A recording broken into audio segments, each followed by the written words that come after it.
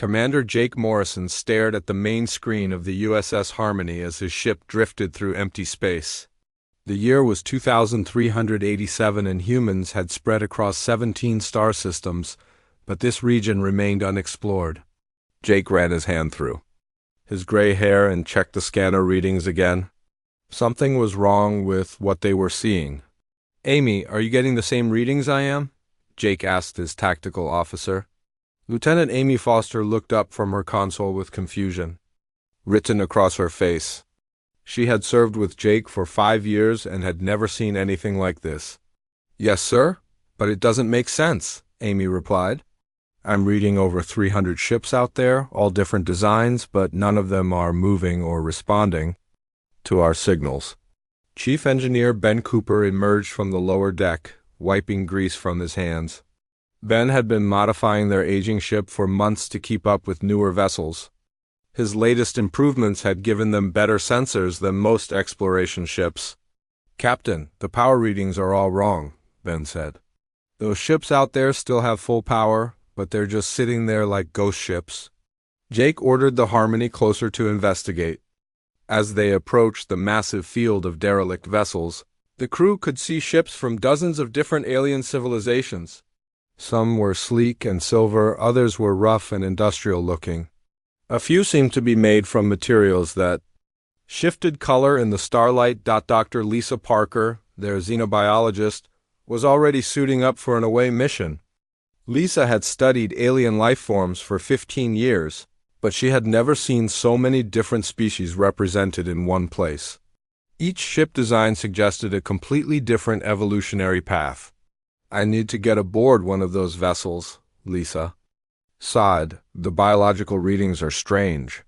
I'm detecting organic matter, but no life signs." Communications Officer Ryan Hayes was working frantically at his station. Ryan specialized in alien languages and had learned to decode 17 different communication systems during his career. Now he faced a challenge that made his previous work seem simple. "Captain, I'm picking up data fragments from the ship's computers," Ryan reported. "But there are so many different languages and coding systems. It's going to take time to make sense of any of it." Jake made the decision to board the nearest vessel, a triangular ship with smooth blue walls. The away team consisted of Jake, Amy, Lisa, and 2 security officers. As they entered the alien ship through an airlock that automatically adjusted to fit humans, they found themselves in corridors that seemed designed for beings much taller than humans. The ship was eerily quiet. Emergency lighting cast strange shadows on the walls, and their footsteps echoed in the empty passages. Lisa took biological samples while Amy checked for any signs of weapons or defensive systems. The ship appeared to be completely functional, but abandoned. "This is impossible," Lisa muttered as she examined her scanner. "I'm finding traces of the crew everywhere, but they just vanished. There are no bodies, no signs of struggle, nothing." They reached what appeared to be the bridge. Jake sat in the captain's chair, which adjusted automatically to his size. The main screen flickered to life, showing star charts and navigation data.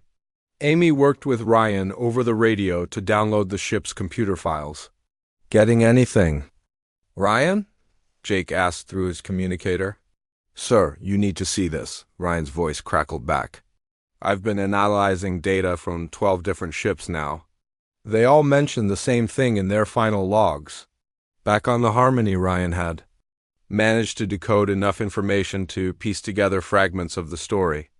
Each alien civilization had encountered something they called by different names, but the meaning was always the same. The destroyers, the final judges.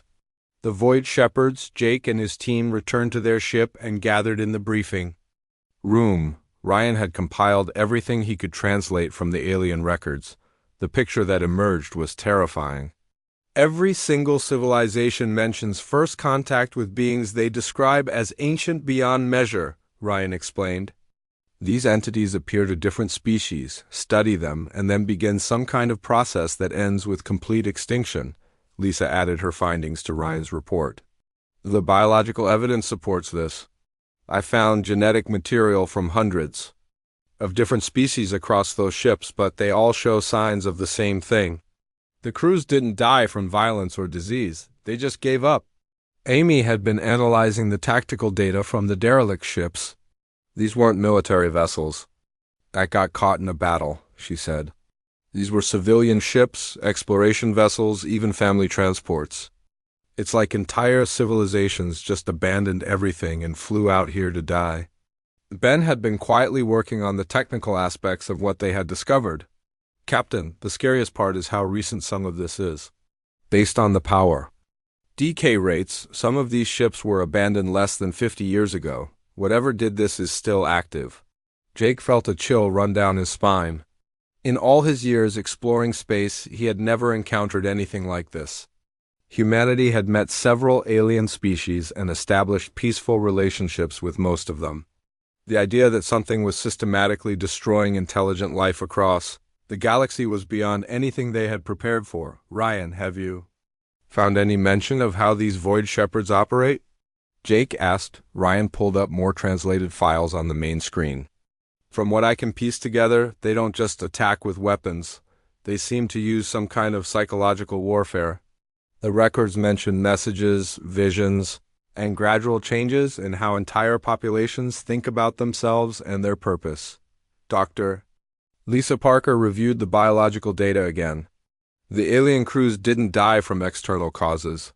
Their brain chemistry shows patterns consistent with severe depression and hopelessness, but on a scale I've never seen.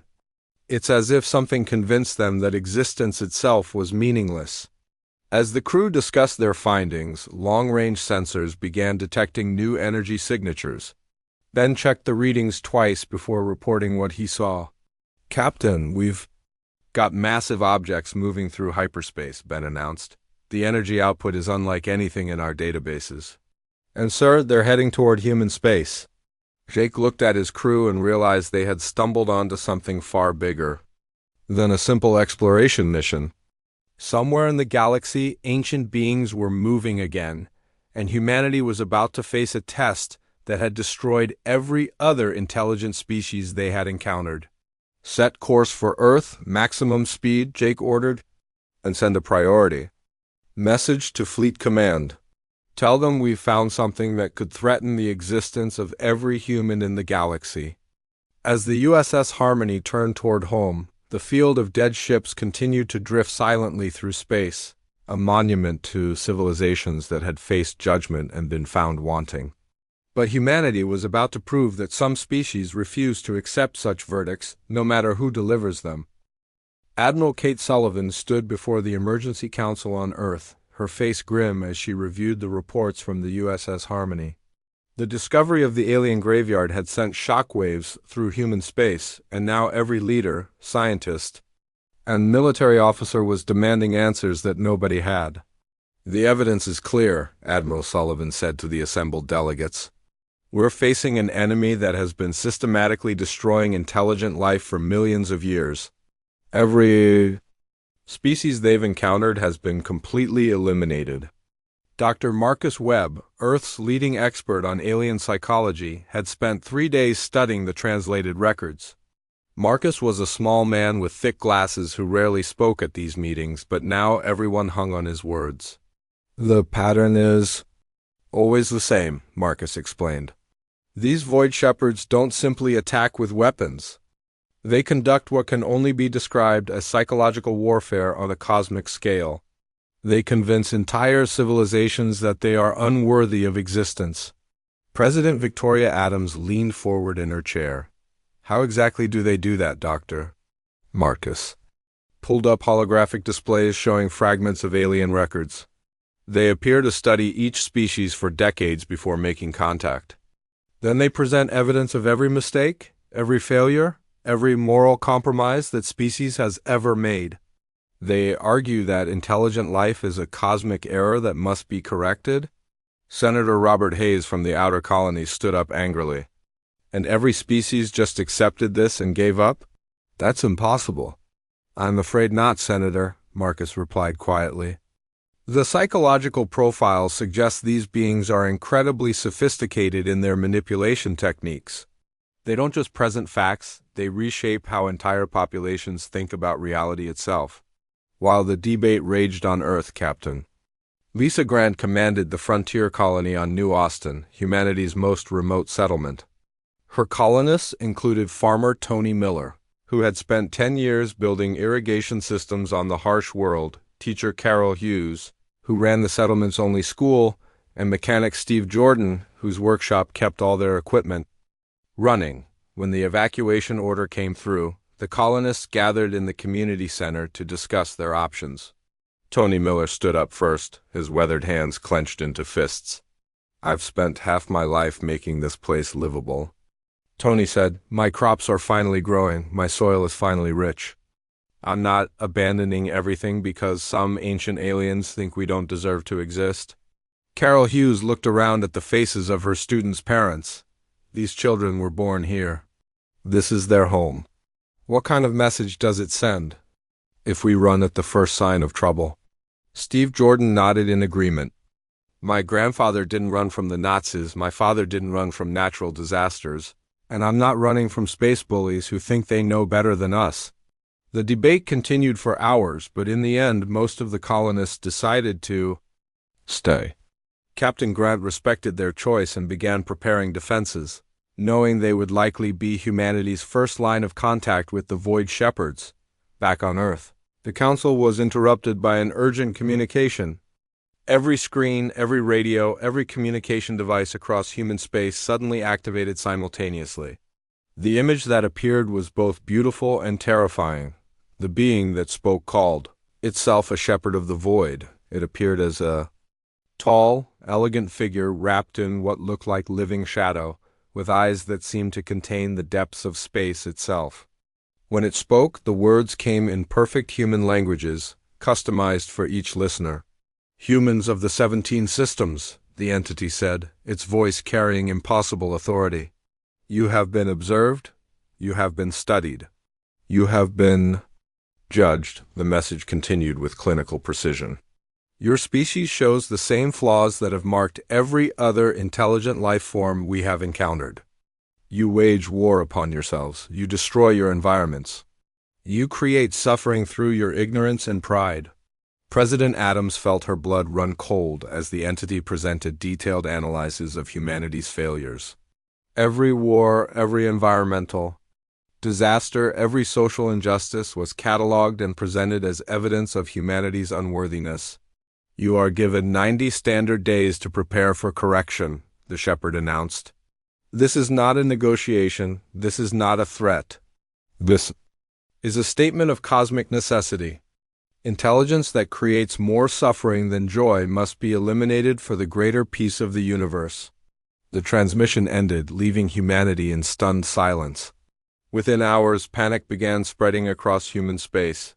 Some people started making plans to flee to distant galaxies. Others fell into despair, accepting the alien judgment as truth, but unexpected voices began to emerge from the chaos. In a small school on Mars, 12-year-old Emma Rodriguez stood up in her classroom after watching the alien broadcast. Her teacher had been crying, convinced that humanity was doomed. "That's not true," Emma said firmly. "My dad made mistakes, but he also saved people in the mine collapse last year. My mom sometimes gets angry, but she also helps sick animals for free. We're not just our bad parts." Emma's words were recorded and shared across the human networks. Children throughout human space began organizing their own responses, refusing to accept the alien judgment of their parents and teachers. On the industrial world of New Pittsburgh, Sergeant Paul Anderson began training civilian militias. Paul had fought in 3 border conflicts and understood that the coming battle would be unlike anything humanity had faced before. "They want to break our spirits before they break our bodies," Paul explained to his volunteers. "The real fight isn't going to be about weapons or ships. It's going to be about whether we believe we deserve to exist." Dr. Marcus Webb worked frantically to understand the alien psychology. As he studied more translated records, a disturbing pattern emerged. The Void Shepherds weren't just destroyers, they were believers. They genuinely thought they were performing a merciful service by eliminating flawed life forms. They're not evil in the traditional sense, Marcus explained to Admiral Sullivan. They're cosmic pessimists who have concluded that consciousness itself is a mistake. Every species they've encountered has eventually agreed with this philosophy. Admiral Sullivan reviewed the fleet readiness reports. Humanity had advanced technology and brave soldiers, but they were outnumbered by factors that made resistance seem hopeless. Yet as she read reports from across human space, she noticed something the aliens might not have anticipated. Instead of despair, many humans were getting angry. Factory workers were organizing to reject the alien broadcasts. Artists were creating works that celebrated human resilience. Teachers were helping their students understand that mistakes didn't define them. On New Austin, Captain Grant received a personal message from the Void Shepherds. The entity that appeared on her screen seemed genuinely puzzled by the human response. "Your species confuses us," the shepherd admitted. "When presented with evidence of your failures, you do not accept correction. When shown your unworthiness, you do not submit to judgment." This response is unprecedented in our experience. Captain Grant looked directly into the alien's cosmic eyes. "Maybe that should tell you something about your judgment." The shepherd paused for a long moment before responding. 90 days remain. Perhaps additional evidence will clarify your thinking." As the transmission ended, Grant realized that humanity had already achieved something no other species had managed. For the first time in eons, they had made the Void Shepherds doubt themselves, even if only slightly. Across human space, the 90-day countdown had begun. But instead of the despair and submission the shepherds expected, they found a species that responded to cosmic judgment with a simple, defiant answer that would echo through the galaxy: "Prove it." The psychological assault began on day 15 of the countdown. Across human space, people started receiving personalized messages that seemed to know their deepest fears and most shameful secrets. The Void Shepherds had been studying humanity for decades, building detailed profiles of every person in the 17 systems on the colony world of Haven. Governor Frank Thompson received a message that detailed every mistake he had made during his 20-year political career. The alien broadcast showed him classified footage of decisions that had cost lives, promises he had broken, and moments when his pride had overruled his judgment. "You lead a species of flawed beings toward inevitable self-destruction," the message told him. "Your existence causes more pain than purpose. Accept correction and end this suffering." Similar messages reached every human across the galaxy. Factory worker Linda Garcia saw recordings of every harsh word she had spoken to her children. Artist Danny Kim was shown how his failed relationships had caused emotional pain to others. Teacher Nancy Brooks watched footage of students who had dropped out despite her efforts to help them. The effect was devastating. Suicide rates spiked across human space as people became overwhelmed by the weight of their failures. Entire communities fell into despair as the aliens broadcast evidence of humanity's wars. Environmental damage and social inequalities on massive screens visible from orbit. Dr. Jennifer Walsh, a psychologist working on Earth, watched the crisis unfold with growing alarm. Jennifer had spent her career helping people overcome trauma and depression, but the alien assault was unlike anything in her experience. "They're not just attacking individuals," Jennifer explained to her emergency response team. "They're attacking the very concept of human worth. They're trying to convince us that our flaws outweigh any good we might do." Jennifer began developing counter techniques to help people resist the alien manipulation. She organized support groups where humans could share their failures openly and discuss how those same mistakes had led to growth and learning. "The aliens are telling us that our mistakes define us," Jennifer taught her patients. "But humans have always believed that what defines us is what we do after we make mistakes." On Haven, Governor Thompson struggled to maintain order as his population descended into hopelessness. The alien messages had somehow accessed personal databases, broadcasting intimate details about citizens' private lives. Families turned against each other as secrets were revealed and old wounds reopened. But then something unexpected happened. Linda Garcia, the factory worker who had been shown her parenting failures, stood up in the town square and began speaking to her neighbors. "So what if I yelled at my kids sometimes?" Linda said loudly. So what if I made mistakes? My kids still love me and I still love them? These aliens want us to think that makes us worthless, but I say it makes us human. Linda's words sparked something in the crowd. People began sharing their own stories, admitting their failures but also celebrating their attempts to do better. Danny Kim created a massive sculpture in the town center, showing broken pieces being rebuilt into something stronger. The human response confused the Void Shepherds. Their psychological profiles had predicted despair and submission, but instead they found growing defiance. For the first time in cosmic history, a species was responding to judgment with anger rather than acceptance. Engineer Roy Patterson worked frantically in his laboratory to develop technology that could block the alien transmissions. Roy had lost his wife to the initial wave of suicides, and his grief had transformed into determination to protect others from the same fate. If they want to break our spirits, they'll have to do it without their mind tricks, Roy muttered as he tested his shielding devices. His breakthrough came when he realized the alien signals operated on frequencies that human brains were particularly susceptible to. By creating interference patterns, he could block the worst effects. Commander Helen Martinez led successful raids against Shepard scout ships that had entered human space. Helen's pilots used unconventional tactics that confused the ancient aliens, who were used to facing species that fought with predictable desperation rather than creative fury. They expect us to fight like cornered animals, Helen explained to her squadron. Instead, we're going to fight like humans who are tired of being told we don't matter. Religious leader Father Miguel Santos began preaching a message that spread rapidly through human space. Miguel had studied the alien records and noticed something the Shepherds seemed to misunderstand about humanity. They judge us for our failures, Miguel told his growing congregation, but they don't understand that our ability to fail and try again is what makes us special. Every other species they encountered gave up when shown their mistakes. We're the first to say that our mistakes are just the beginning of our story, not the end. Miguel's sermons were broadcast across human networks, reaching people of all faiths and backgrounds. His message wasn't about religion, but about the fundamental human belief that redemption was always possible. On New Austin, Captain Grant watched her colonists prepare for the inevitable Shepherd assault. The farmers, teachers, and mechanics had transformed their peaceful settlement into a fortress, but more importantly, they had transformed their mindset. "Let them come," declared farmer Tony Miller as he worked in his fields. "They can destroy my crops, but they can't destroy the fact that I made something grow where nothing grew before." Teacher Carol Hughes continued holding classes even as shepherd ships appeared on long-range sensors.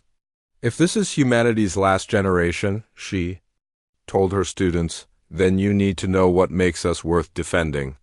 The children on New Austin had become symbols of human resistance. Their artwork, filled with hope and determination, was shared across human space. Young Emma Rodriguez's drawings of humans helping each other despite their flaws became rallying images for the resistance. Dr. Marcus Webb made a disturbing discovery as he analyzed the alien psychology. The Void Shepherds weren't just eliminators of flawed life, they were cosmic pessimists who had given up on the possibility of improvement. They've been doing this for so long that they've forgotten why intelligence evolved in the first place. Marcus explained to Admiral Sullivan. They see consciousness as a disease rather than a gift. Every species they've encountered has eventually agreed with this view. But humanity was proving different. Instead of accepting cosmic meaninglessness, humans were doubling down on their belief that meaning came from choice, not perfection. Across human space, people began wearing symbols that showed their flaws proudly. Refusing to be ashamed of their humanity, the alien broadcasts continued, showing humans their worst moments in devastating detail. But instead of breaking human spirits, the assault began to have the opposite effect. Communities that had been divided by old conflicts came together in mutual support. People who had been strangers began helping each other resist the psychological manipulation. As day 60 of the countdown approached, the Void Shepherds made their first tactical error in millions of years. They increased the intensity of their psychological assault, expecting to finally break human resistance. Instead, they only made humans angrier. Maintenance worker Tim Rogers became an internet sensation when he responded to an alien ultimatum by simply continuing to fix a satellite and saying, "I've got a job to finish." His attitude spread like wildfire through human space. Becoming a symbol of practical human stubbornness, the shepherds realized they were facing something unprecedented. Every other species had eventually accepted judgment and submitted to correction. But humans seemed to get stronger when challenged, more united when threatened, and more determined when told they were worthless. For the first time in eons, the Void Shepherds began to experience something they had forgotten existed: doubt. Their cosmic certainty about the nature of consciousness was being challenged by a species that refused to accept failure as final or mistakes as definitive. As the psychological war raged on, humanity prepared for the physical battle to come. But they had already won something more important than any military victory. They had proven that some species cannot be broken by judgment, no matter how ancient or powerful the judge might be. As the 90-day deadline approached, humanity united in ways that had never been seen before. The psychological warfare that was meant to divide them had instead forged them into a single, determined species.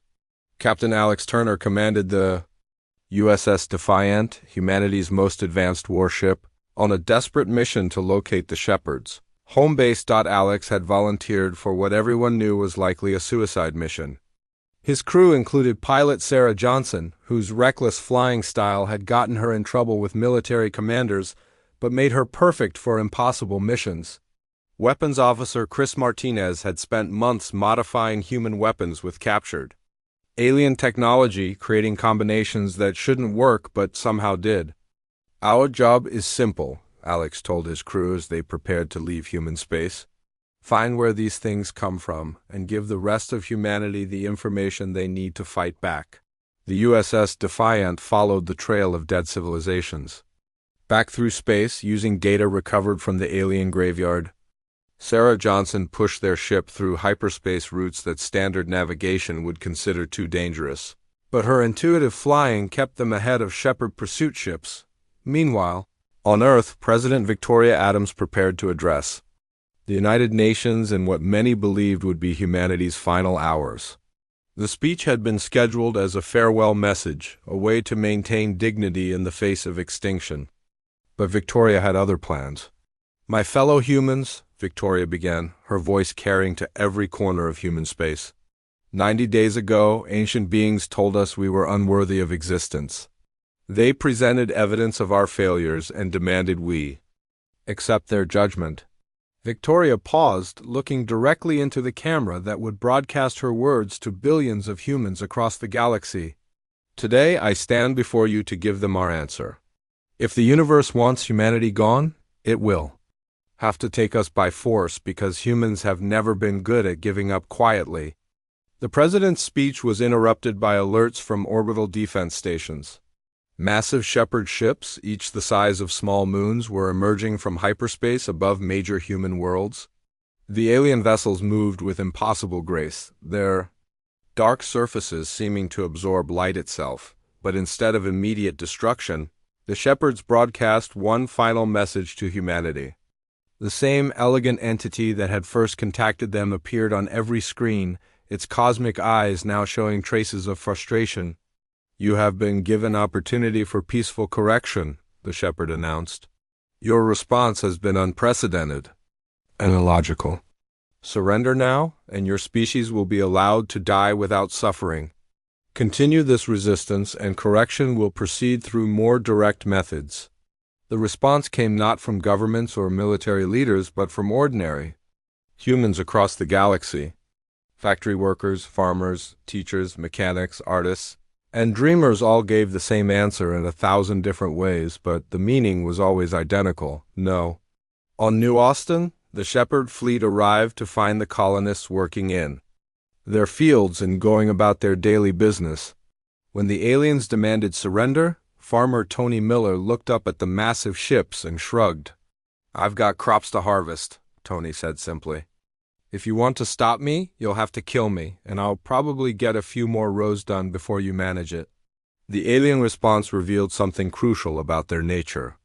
The Shepherds had never encountered a species that treated their ultimatums with casual dismissal rather than fear or awe.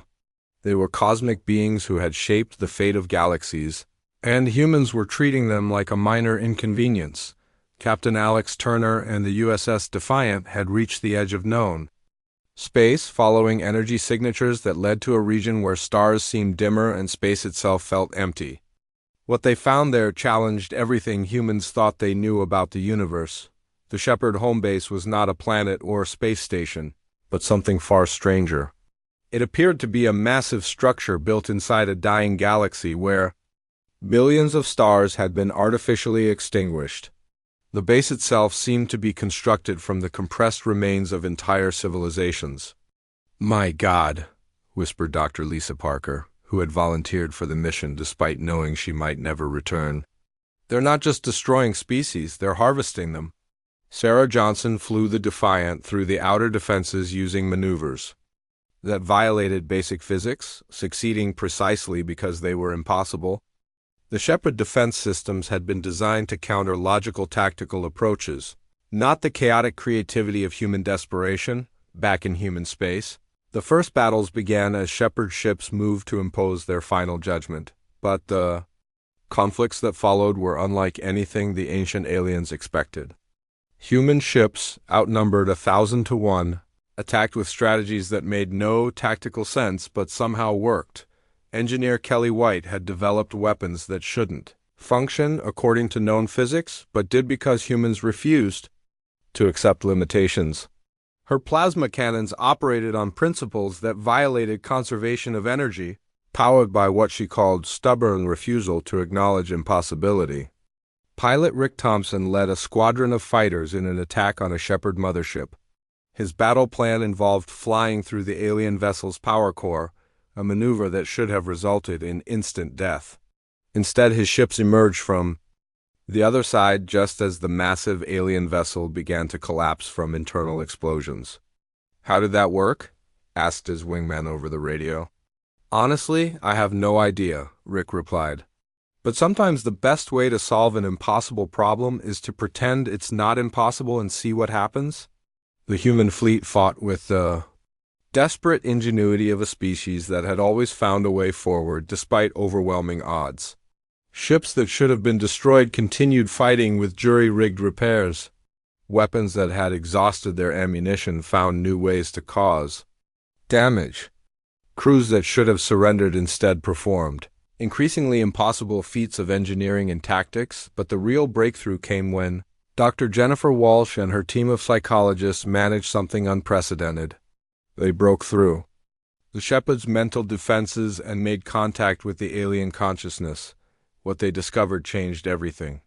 The Void Shepherds were not evil conquerors or cosmic tyrants. They were ancient beings driven by their own cosmic despair, who genuinely believed the universe was meaningless and sought to end all life to prevent further suffering. "They're not destroyers," Jennifer explained to Admiral Sullivan over the communication link. "They're cosmic pessimists who think they're performing mercy killings." For millions of years, every species they encountered eventually agreed with their philosophy that consciousness is a mistake. The Shepherds had become convinced that intelligence inevitably led to suffering, and that the kindest act was to eliminate thinking beings before they could cause more pain to themselves and others. Every civilization they had judged had eventually accepted this logic and submitted to extinction, but humanity's response was breaking their fundamental worldview. Faced with a species that found meaning in struggle itself, that celebrated failure as learning, and that refused to accept cosmic despair, the Shepherds were experiencing something they hadn't felt in eons: doubt. The climactic moment came when Captain Alex Turner, now promoted to admiral after his successful reconnaissance mission, managed to establish direct communication with the Shepherd leadership. The conversation took place as human and alien fleets clashed around the Shepherd base in the dead galaxy. "You have seen the evidence of your species' flaws," the Shepherd entity said, its voice carrying the weight of cosmic certainty. Why do you persist in this meaningless existence? Alex looked at the alien through the communication screen, thinking of every human who had chosen to keep fighting despite overwhelming odds. Because you're wrong about what gives life meaning. Explain, the shepherd demanded, genuinely puzzled by humanity's continued resistance. You think meaning comes from perfection? Alex replied. We think meaning comes from the choice to continue despite imperfection. You see our mistakes as proof we shouldn't exist. We see our mistakes as proof we're still learning. For the first time in cosmic history, a species targeted by the Void Shepherds had not only survived their initial assault, but was actively challenging the philosophy that had driven them for millions of years. The ancient aliens found themselves questioning beliefs they had held since the dawn of consciousness. As the battle raged around them, humanity was about to prove that sometimes the greatest victory is not defeating your enemy, but showing them a better way to think about existence itself. The final battle raged across multiple star systems as human fleets engaged shepherd vessels in conflicts that defied every principle of military strategy. Captain Alex Turner found himself commanding not just his own ship, but coordinating resistance efforts across human space while simultaneously conducting the most important philosophical debate in cosmic history. Your argument fails basic logic, the shepherd entity told Alex as explosions lit up space around them. Consciousness creates suffering. We have observed this pattern across millions of species over countless eons. The merciful solution is elimination. Alex watched his tactical display show human ships performing impossible maneuvers against overwhelming odds. Engineer Kelly White's impossible weapons were turning the tide in several battles, while pilot Rick Thompson led attacks that succeeded precisely because they violated every rule of space combat. You're only looking at half the equation, Alex replied. Yes, consciousness creates suffering. But it also creates joy, love, art, discovery, and the possibility of improvement. You're throwing away the good to eliminate the bad. The conversation was being broadcast across human space, where people listened while continuing their defiant resistance. On New Austin, the colonists had actually managed to disable a Shepherd landing force using farm equipment modified by mechanic Steve Jordan. Teacher Carol Hughes was still holding classes even as alien ships burned in the sky above her school. Dr. Jennifer Walsh had made a crucial breakthrough in understanding Shepherd psychology. Working with her team of psychologists, she had discovered that the ancient aliens were not just cosmic pessimists but beings who had lost the ability to experience hope. They've been eliminating suffering for so long that they've forgotten that suffering is often what leads to growth, Jennifer explained to the Emergency Council. Every time they destroyed a flawed civilization, they eliminated the possibility that it might have learned to be better.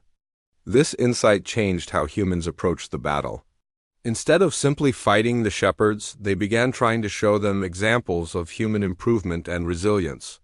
Commander Helen Martinez led her squadron in protecting a shepherd ship, whose crew had been disabled by human weapons that specifically targeted despair rather than physical systems.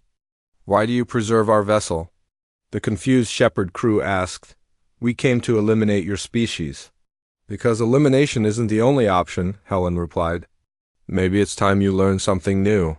The breakthrough came when young Emma Rodriguez, the 12-year-old who had first spoken out against the alien judgment, managed to establish her own communication with the shepherds.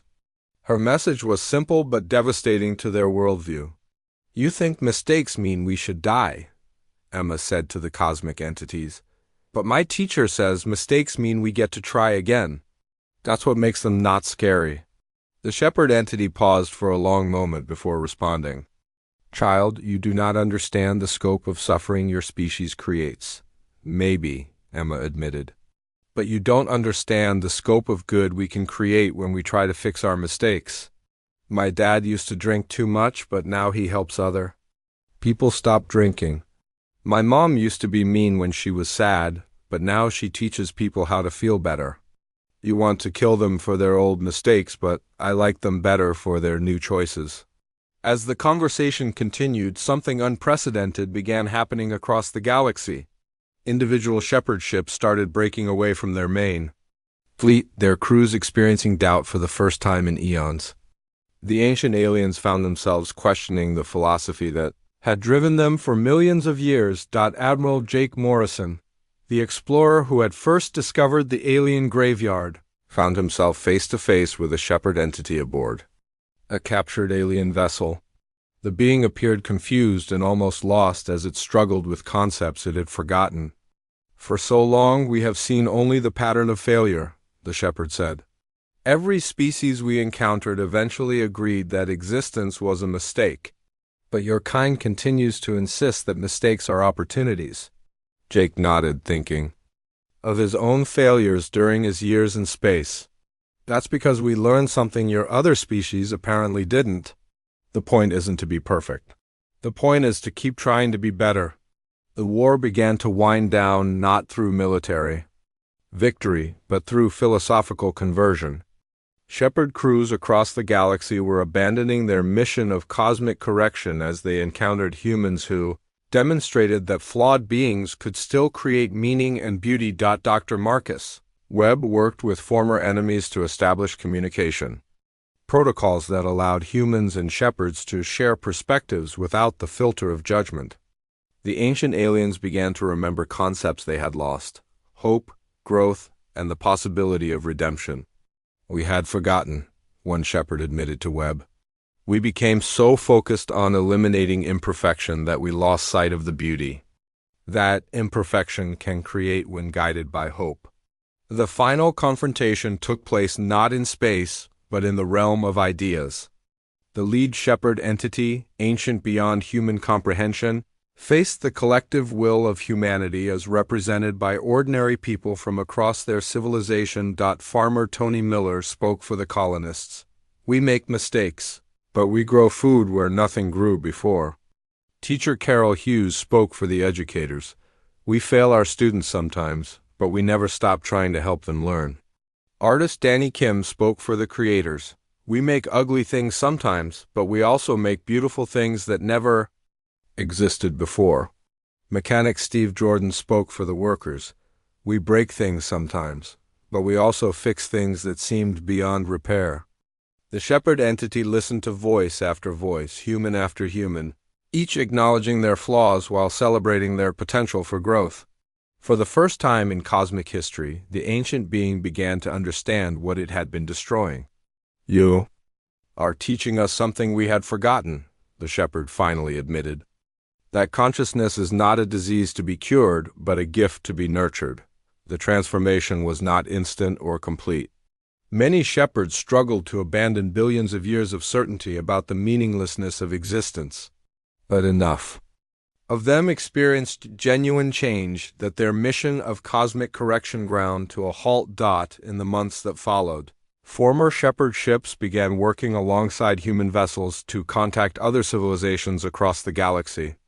The ancient aliens, guided by human examples of hope and resilience, started the long process of learning to see consciousness as a source of possibility rather than suffering. The universe, which had trembled in fear for millions of years, began to experience something it had almost forgotten: hope. And at the center of this transformation was humanity, a young species that had refused to accept cosmic judgment and had instead taught their judges that some things were worth preserving, even when they weren't perfect. Admiral Alex Turner stood on the bridge of the USS Defiant as it returned to Earth, watching former enemy ships flying in formation with human vessels. The galaxy was still full of challenges and problems, but now it was also full of possibilities. "Mission accomplished," Alex reported to Fleet Command. "The universe is safe for flawed beings who refuse to give up." The message that went out across human space was simple but profound. Humanity had not saved the galaxy through superior technology or military might, but through their most human trait, the stubborn refusal to accept that anything was impossible, including hope itself. As news of the victory spread, humans across the 17 systems continued doing what they had always done: making mistakes, learning from them, and stubbornly insisting that tomorrow could be better than today. And for The first time in cosmic history, the universe itself began to believe them.